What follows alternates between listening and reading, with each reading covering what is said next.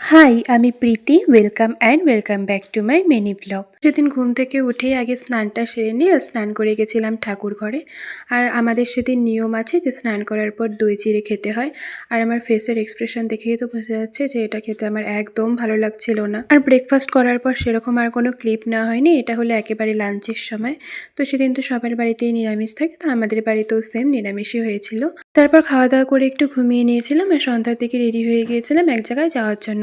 আসলে আমরা সবাই মিলে গিয়েছিলাম চড়কের মেলায় চড়ক দেখতে।